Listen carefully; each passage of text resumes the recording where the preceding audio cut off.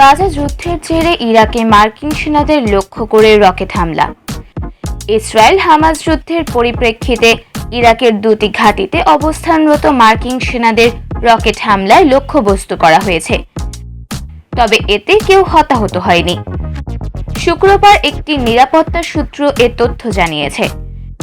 ইরাকি সূত্রটি আরও জানায়, সেদিন সন্ধ্যায় পশ্চিম ইরাকের আইন আল আসাদ ঘাঁটি লক্ষ্য করে আরেকটি রকেট হামলা হয়েছে।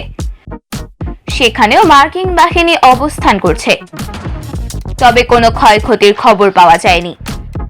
ইরানের প্রতি অনুগত শিয়া উপদলের সঙ্গে সম্পৃক্ত টেলিগ্রাম চ্যানেলে ইসলামিক রেজিস্ট্যান্স ইন ইরাক নামের একটি গোষ্ঠী দ্বিতীয় এ হামলার দায় স্বীকার করেছে বলে তিনি উল্লেখ করেছেন।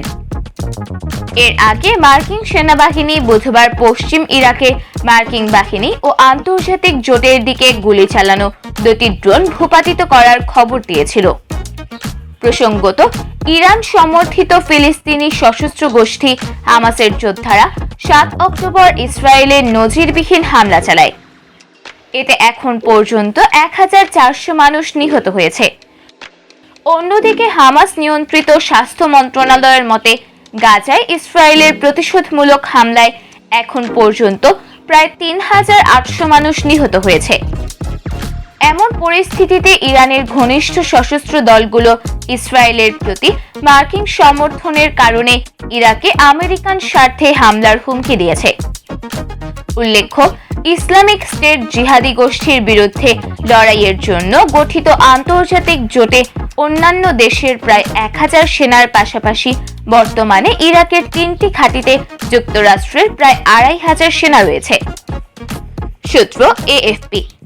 মার্কিন সেনাবাহিনীর দুটি সূত্রের বরাত দিয়ে বার্তা সংস্থা রয়টার্স জানিয়েছে, ওই ঘাঁটিতে মার্কিন সেনারা রয়েছেন। বৃহস্পতিবারের এই হামলায় তাদের কেউ হতাহত হয়েছেন কিনা তা জানা যায়নি। এ নিয়ে বিগত 24 ঘন্টার মধ্যে ইরাকে যুক্তরাষ্ট্রের সামরিক ঘাঁটিতে 3 বার হামলার ঘটনা ঘটল। এদিকে রয়টার্স আরও জানিয়েছে, ইয়েমেন উপকূলের কাছে থাকা যুক্তরাষ্ট্রের নৌবাহিনীর একটি যুদ্ধজাহাজ একাধিক ক্ষেপণাস্ত্র শনাক্তের পর নিশ্চিহ্ন করেছে। মার্কিন প্রতিরক্ষা দপ্তর পেন্টাগন বলেছে, লোহিত সাগরের উত্তরের যুদ্ধজাহাজ 3টি ক্ষেপণাস্ত্র ও একাধিক ড্রোন ভূপাতিত করেছে। ফিলিস্তিনের অবরুদ্ধ গাজা উপত্যকায় ইসরায়েল যে নির্বিচার হামলা চালাচ্ছে, তার সঙ্গে মার্কিন সেনা ঘাঁটি ও যুদ্ধজাহাজ লক্ষ্য করে এসব হামলার কোনো সংশ্লিষ্টতা আছে কিনা তা জানা যায়নি। ইরাকে যুক্তরাষ্ট্রের এক সামরিক ঘাঁটিতে ড্রোন ও ক্ষেপণাস্ত্র হামলা হয়েছে। বৃহস্পতিবার দিবাগত রাতে ইরাকে অবস্থিত যুক্তরাষ্ট্রের আইন আল আসাদ বিমান ঘাঁটিতে এসব হামলার ঘটনা ঘটেছে।